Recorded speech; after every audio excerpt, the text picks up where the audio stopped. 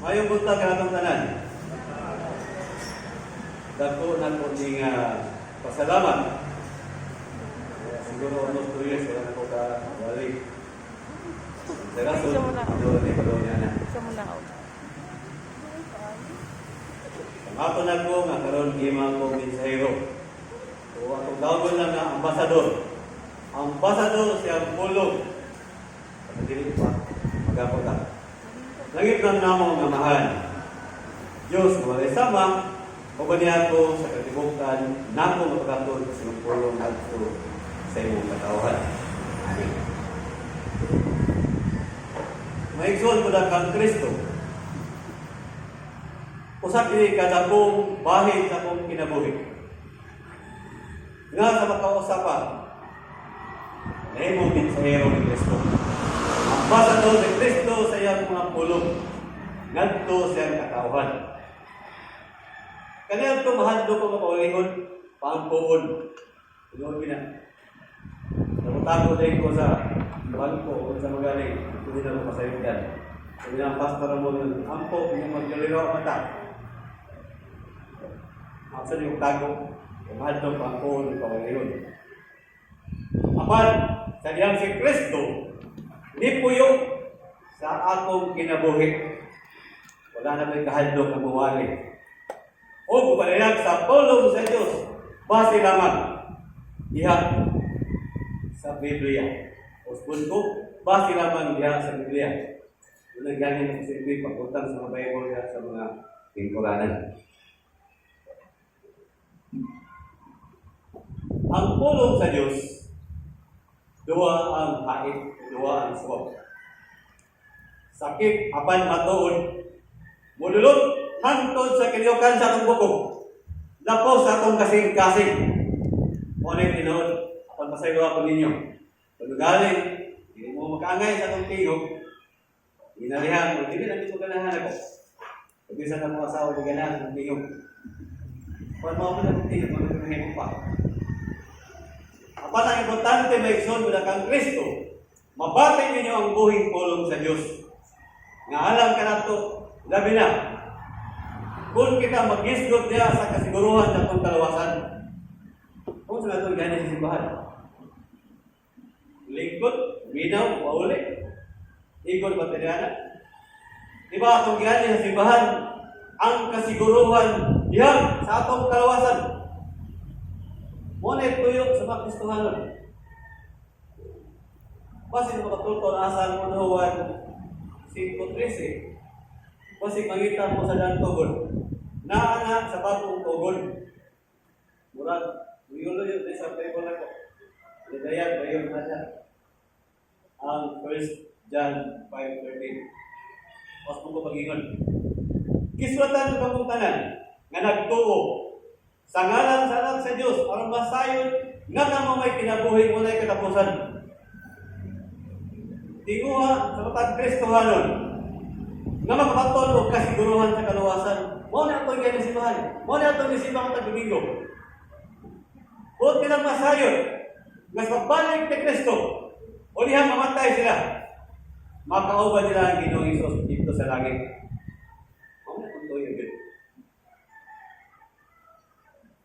Ang Pilipos 1:23 sa ingon, naglibog ko.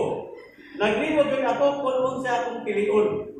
Bunta ko mo biya, ini kinabuhiya. O makikuban kang Kristo, nga mao'y mas maayo alang ka na ito. Diha sa Pilipos 1:23. O sa sumalag unang katuyuan sa pagsulat ni Juan, ni Iling ang masahol. Mao ang pagmatuod, nga katawan sa Diyos, mahimong makabaton o kasiguruhan. Nga naa sa hustong relasyon uban sa Diyos o nga malangit sila. Siwan mo lang mag-ingon siyang sulat. Nga ang daan kasinatian sa pagkakamig ya sa pagtuog ang Kristo maghatag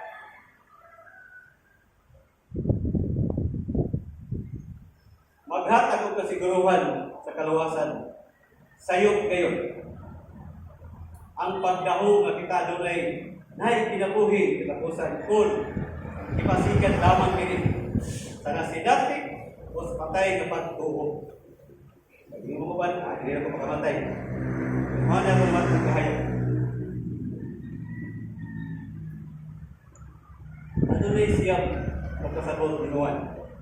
Kinanan ato kini matimanan. Siyang kapaagi aron kita masayod nga na kitay matuod nga gason uban ni Kristo nga kita luwas na. Una, kita may kasiguruhan sa kinabuhing dayon kung mutuo kita sa ngalan sa anak sa Diyos. Andam na mo. Ang unang Juan 5:13, ibasa na ko ganihan. Ano to? Wala'y kinabuhing dayon o kasiguruhan sa kalawasan. Walang atong pagtuo, dili matuod, wala'y pagtugyan nganha kang Kristo. Ang ilang isugid nga si Jesus anak sa Dios o gipadala aron mahimong aton manluluwas o Ginoo. Tigpasaylo sa atong masala o pangulo sa atong kinabuhi.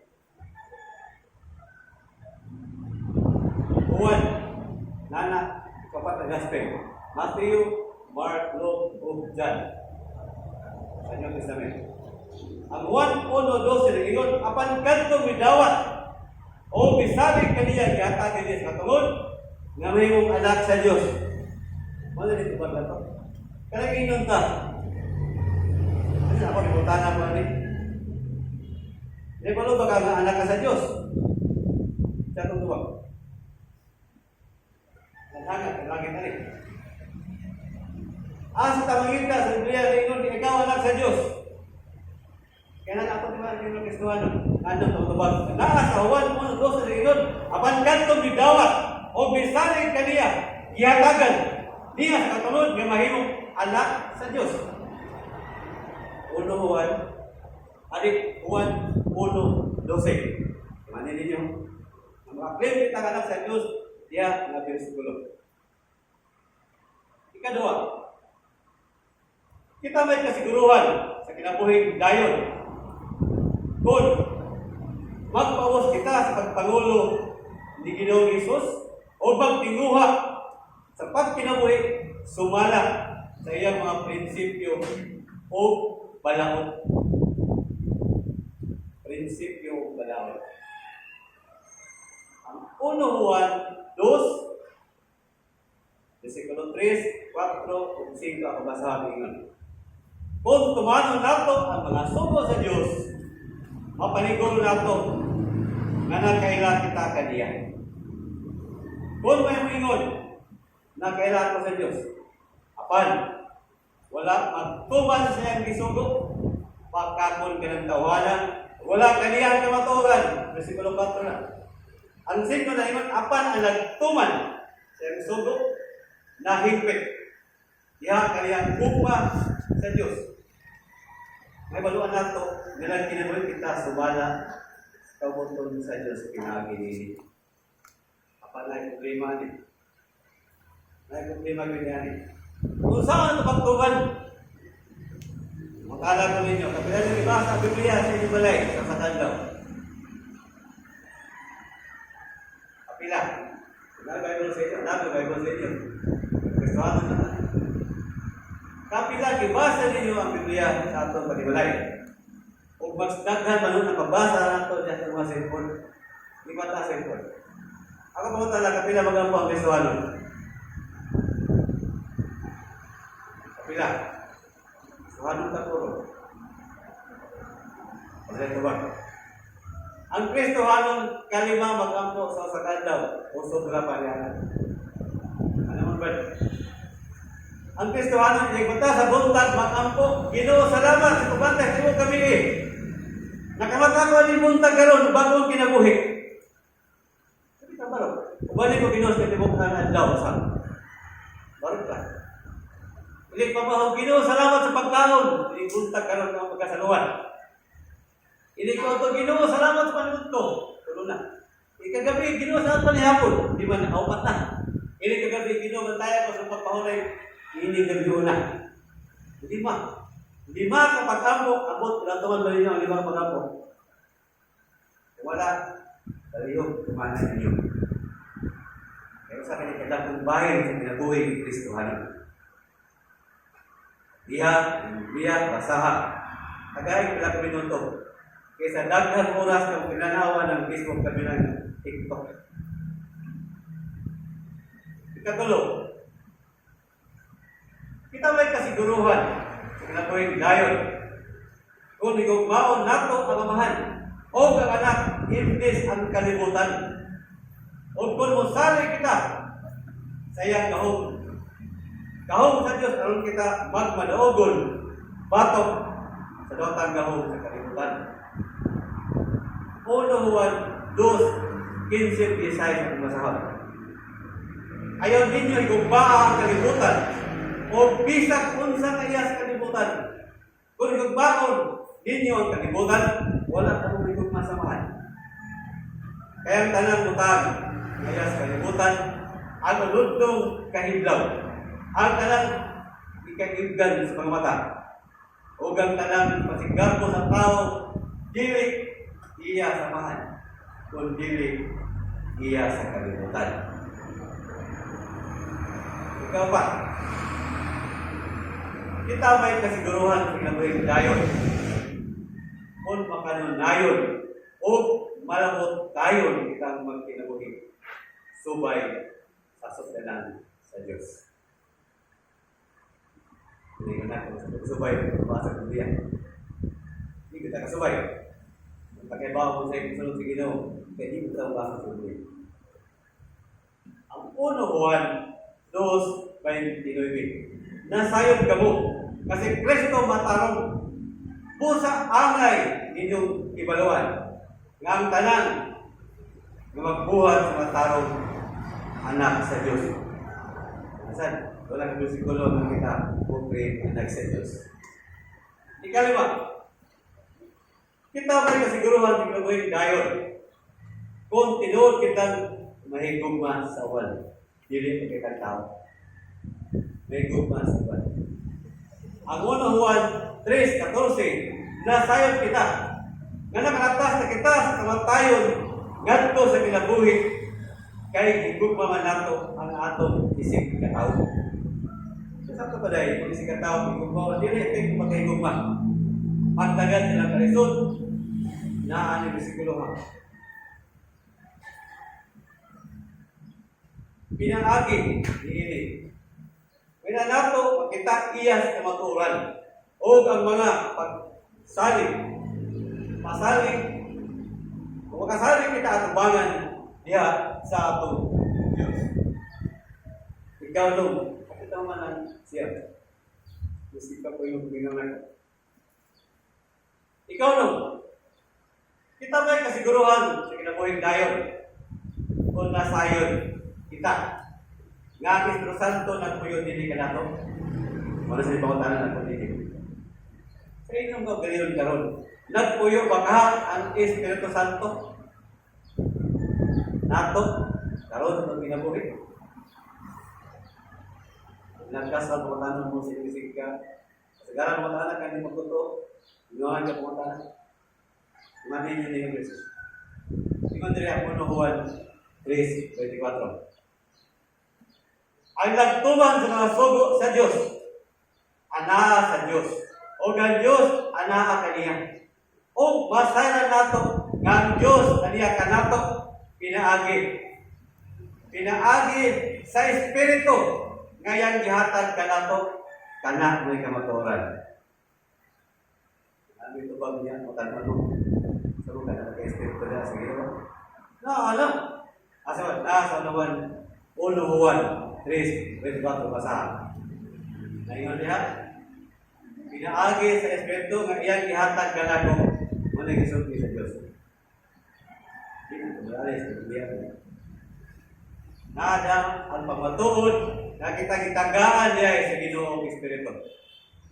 Ikapito.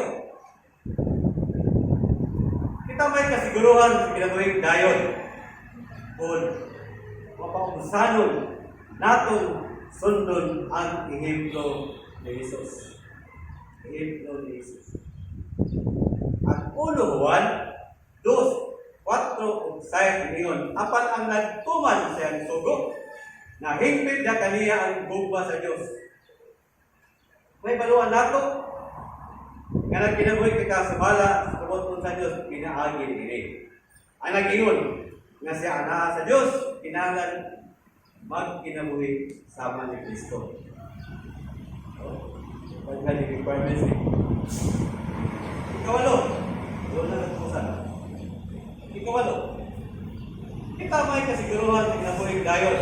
Kung mo to, o dawat, o mapabilin kita niya sa post-tribulation, ganda sa pulo sa kinabuhi nga si Kristo.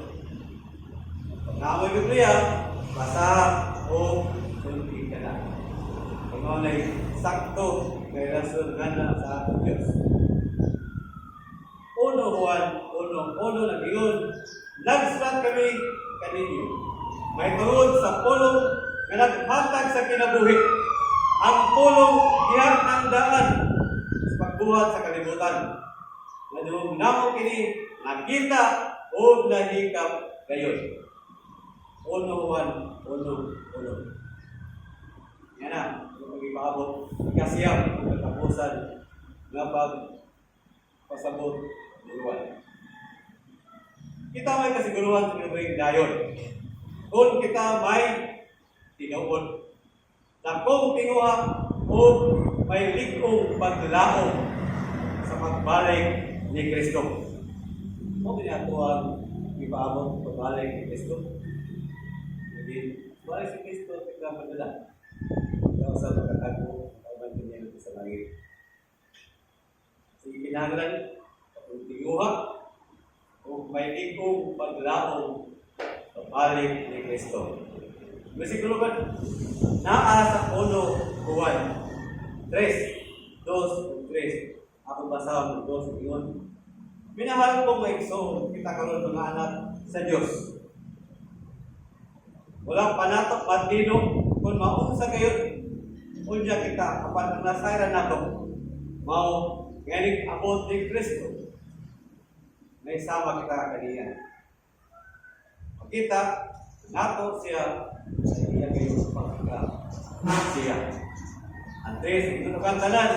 Nagbato ini nga paglaom. Ya, ang Kristo nagputli sa ilang pagalingon.